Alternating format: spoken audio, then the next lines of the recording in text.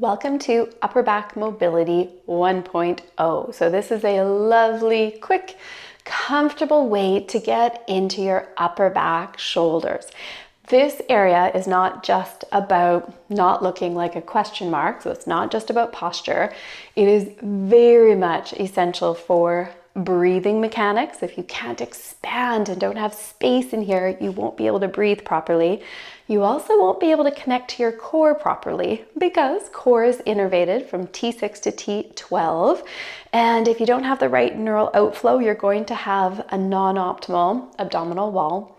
It's also incredibly important for movement, that kinetic chain. This is where we get rotation, that alternating reciprocal movement for just walking. If you don't move symmetrically and even move here, and this is one of the movements that is going extinct in our world, you're going to have compensations above and below, even just for walking. So if it's posture, breathing, core, or just movement in general, this is going to be a great class. Let's start out with maximal expansion breathing or decompression breathing. Breathing is going to be a huge part of this because our lungs are inside of our torso, our thorax. We have hundreds of joints in this area, and to expand from the inside out is so important. And we all know we love short, shallow breaths, so let's take some slow, deep, full breaths, trying to fill all areas of our torso.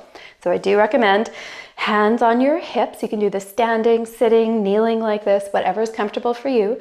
But I want you to take a nice slow breath in and rise up equally front and back. So I just want you to make sure you don't let your ribs in the front elevate more than the ribs in the back. But you are going to breathe in and try to find some space. Think about 12 rows of ribs all the way up. Breathe in, create space. And when you breathe out, engage your core and don't collapse. So this is the same as decompression breathing in foundation training, maximal expansion breathing in Kinstretch and FRC.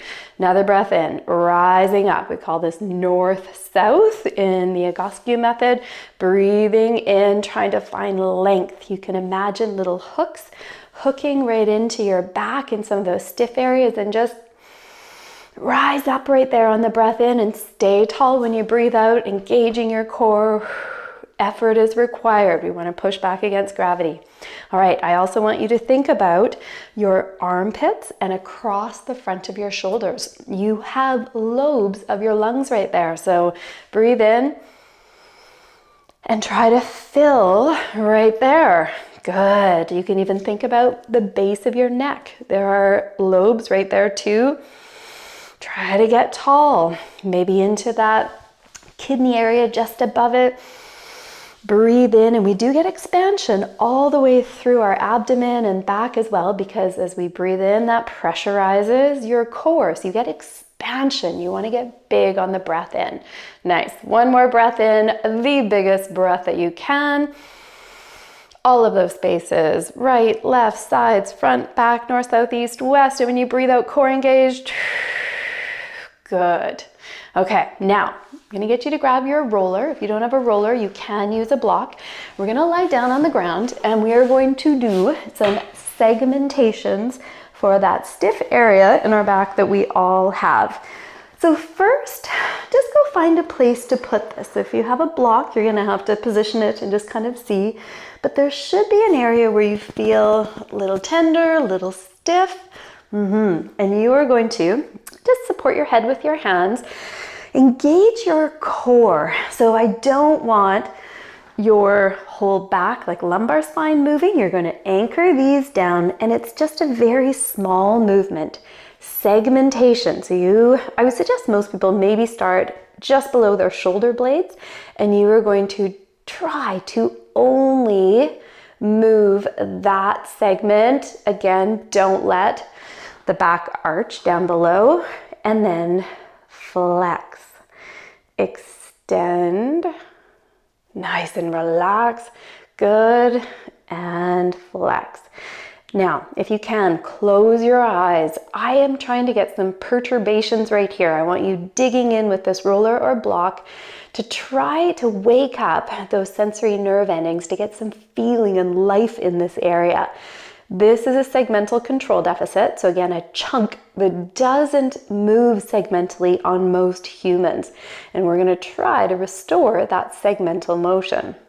Now, once you've done a few there, you could go find another segment, engage your core, and just see, can you get some movement just at that segment? I have my eyes closed because I really want to feel it. It's more sensory work. I don't need my eyes for this. Just trying to wake this up. I want to feel it. I want to find that segment in my brain. Yeah, so just thinking about control, not moving in the low back, just moving in that upper back area. Maybe trying another segment. I'm going to go a little lower this time, still really engaging core, and then trying to just extend in some of these areas that don't move very often. Good. Small movements, you guys. Nice. Let's do a few more on this one. And then we should have an upper back that's a little more intelligent, a little more connected for when we do the rest of this mobility routine. From here, I'm going to get you to come up and turn over. Keep your roller with you, and we are going to do rock back breathing, which is basically a lat stretch with a decompression of our spine. So you are going to try and get your elbows a little closer together than the roller, a little closer together than your hands. Now, if your roller is long, you might want to use a water bottle, something like that. And then start with maybe your knees underneath your hips, and then engage your core. So I need you to anchor those ribs down with your core, attach them to the pelvis, and then you're going to rock back. And I just want to see how far can you go. Again, don't let your low back arch, your core is on to keep that low back rounded and ribs connected. Relax your head, and you are going to actively push your arms into the floor as you breathe in and try to rock back further. So breathing in and push. Good. And when you breathe out, relax. And let's hang out here for about 10 breath cycles. Breathing in, you want to get big and you want to push your arms into the ground. This should be something that you feel through that side body, maybe up a bit by the shoulders. Good. Keep breathing. Breathe in and really fill that side body, low back body right here. You'll feel it around the shoulders. Keep those elbows in. They might want to pop out to the side, and keep the core on. Couple more breaths. You're going to breathe in. And as you breathe in, you're rocking back, you're pushing your arms into the ground. So it's a bit more of an active stretch, not just a passive dropping into it. Lots of control. You're controlling your core, not letting the low back arch. And let's do one more breath here, breathing in and relax. Nice. Now, from here, I'm going to get you to put your roller off to the left. Left arm is in the center and right arm here. Now really trying to think about your spine staying straight. We say chicken on a spit. You are going to then reach through and try to roll. So I don't want you to go into a side bending position. Keep your back nice and straight and reaching through. Breathe in. Get big, and when you breathe out, see if you can move into any new range. Your head can go wherever you want. Nice. And then maybe coming out of it a bit and then reaching through again. Nice, and you should feel that in that back body on the right side. Nice. We're then gonna roll over to the other side. Really nice straight spine, core engaged. And how far can we roll this way? Nice. You might feel it a little bit on the back of that left shoulder as well. But mostly we want to target the rib cage, so the back of the ribs. Breathe into it and relax. Breathe out and reach a bit further. This is supposed to be pure axial rotation. We don't want any side bending. Nice straight spine. Nice.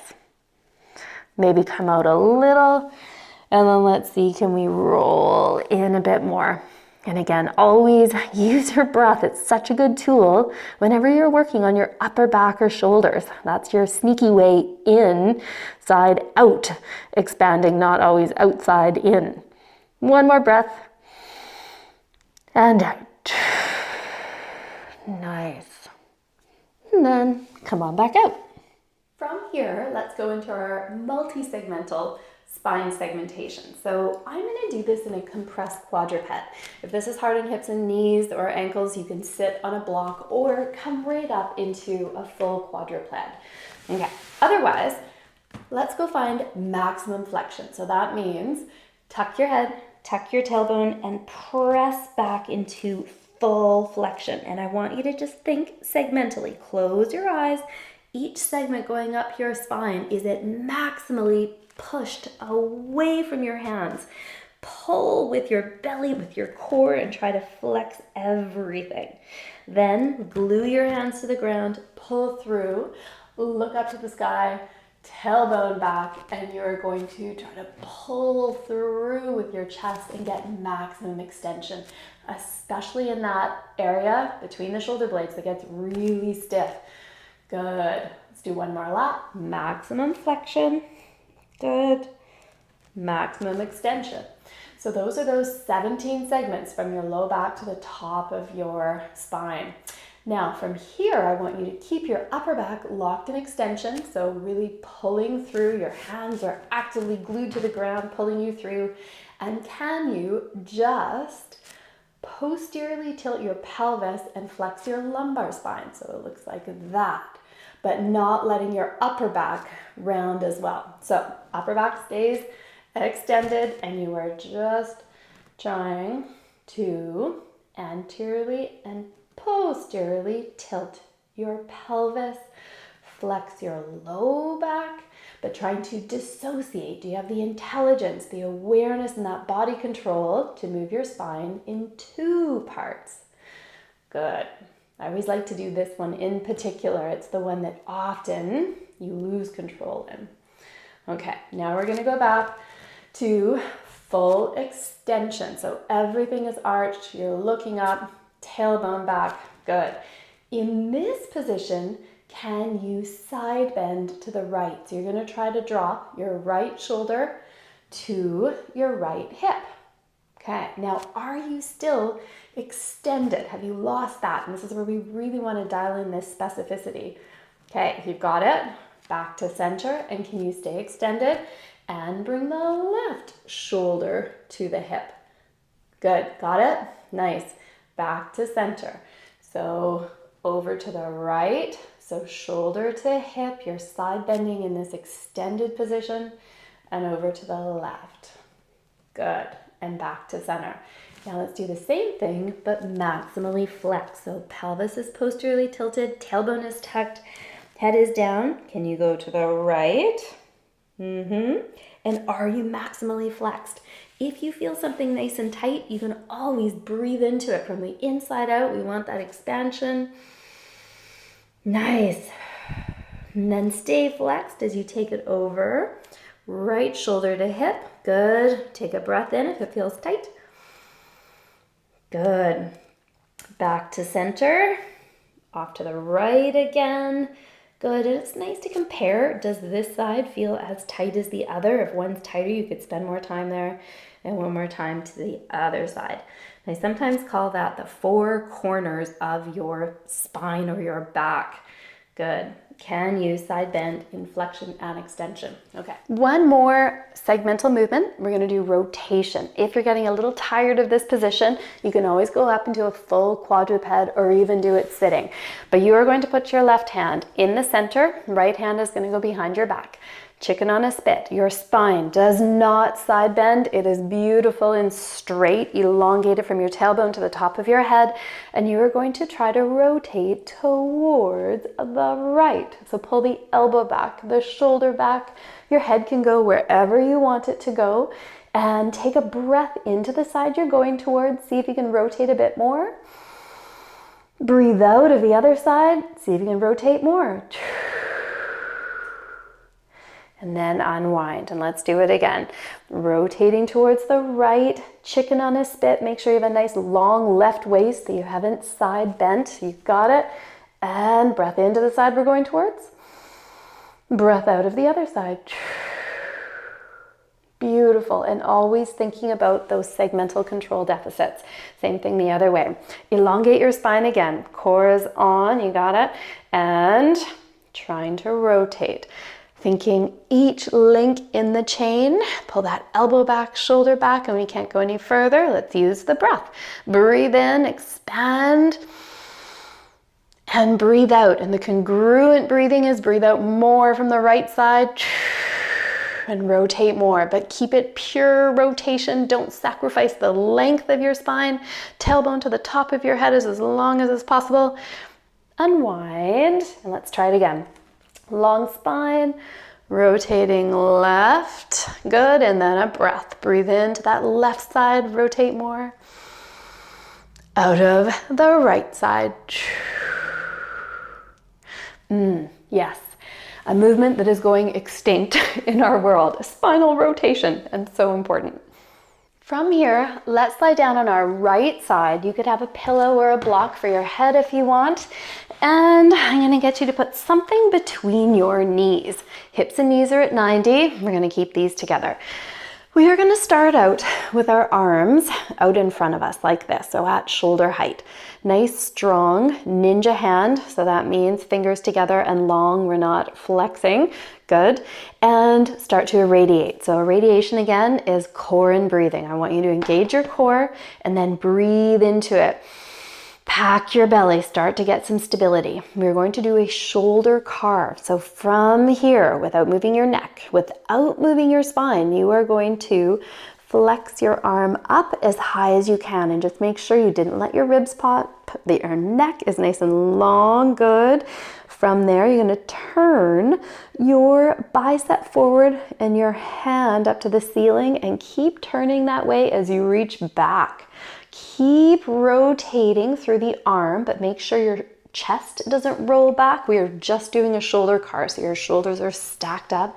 And keep rotating so that you end up with the back of your hand on your hip. Got it? Good.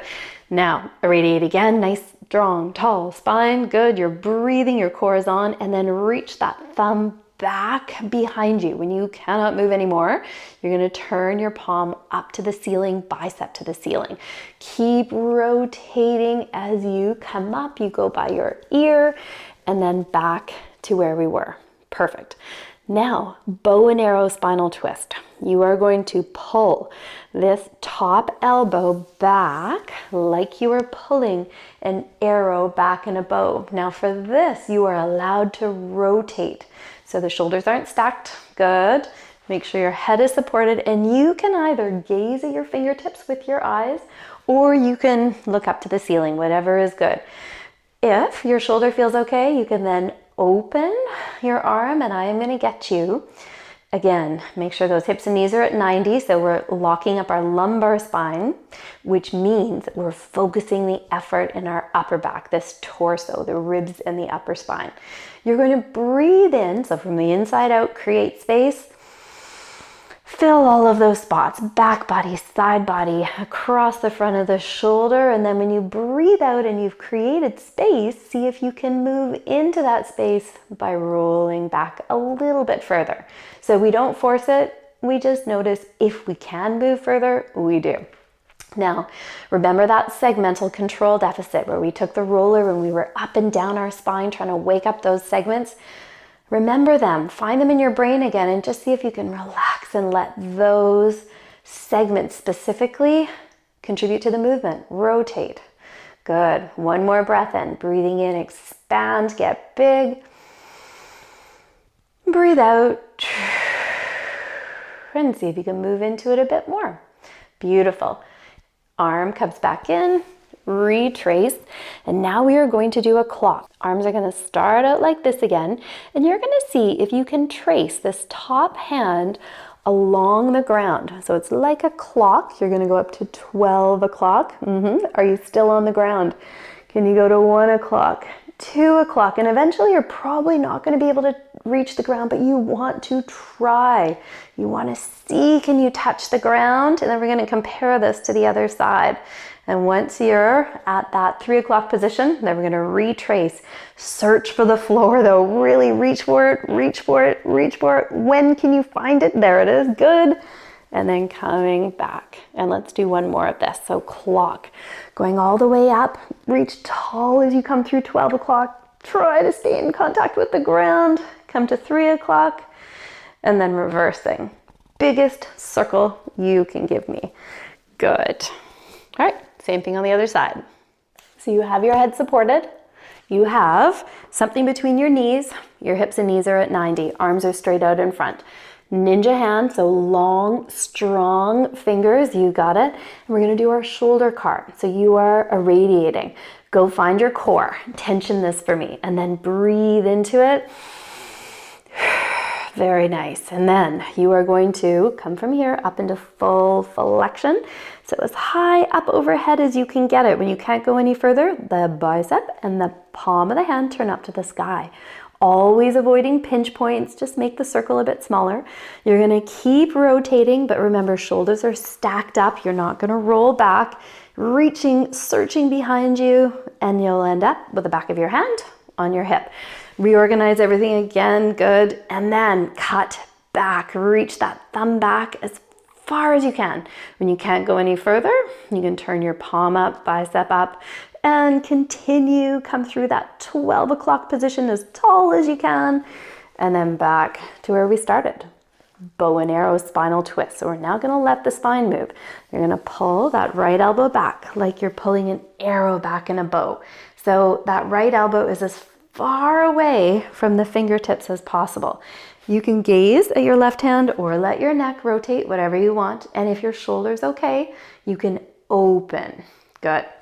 And here we're just going to do our breathing. So breathe in, find those spaces that are compressed and don't expand during the day. So side body, back body, armpit. And then if you created space, when you breathe out, see if there's any new space to move into and roll back further. Nice. Good. Few more breaths here. Breathe in, get big from the inside out. You have 12 rows of ribs. We want all of those to have space between them, not jammed together. Good. And when you breathe out, just see if you can rotate more. Nice. Again, a little bit of attention to those segmental control deficits, those stiff spots that don't like to move. Just see if you can let that rotate. Good. Go find those spots in your brain. Nice. And then from here, we're going to close in again, retrace, and come back. Clock. So from here, comparing to the other side, can we touch the ground as we come all the way up to 12 o'clock? Good. Still touching, still touching, still touching. I'm trying to reach behind, touching, and I can't touch anymore, but I'm gonna try. Good. You're allowed to rotate, and when you come to that 9 o'clock, 3 o'clock position, stop and let's reverse. Search for the ground. Search for the ground. You're actively trying to feel it. When can you feel it again? There it is. I got it. Coming through. Lovely. And one more. Up to 12 o'clock. Reaching, reaching, reaching, reaching, reaching. Good. And retracing. Reaching tall, trying to find that ground. Good. And coming back. Good. All right. So your torso should have a little bit more space, be a little less decompressed. You should have segmental motion, flexion, extension, rotation, side flexion, which should make your day a little easier. Have a good one. Hi, everyone. So if you liked this video and you want more free routines, classes, information on mobility and physical longevity, go to movement101.ca or click the first link below. And if you like videos like this and you want more, hit like, click subscribe, or make a comment below. I love hearing your feedback. I love hearing about what you want more of. Thanks for watching.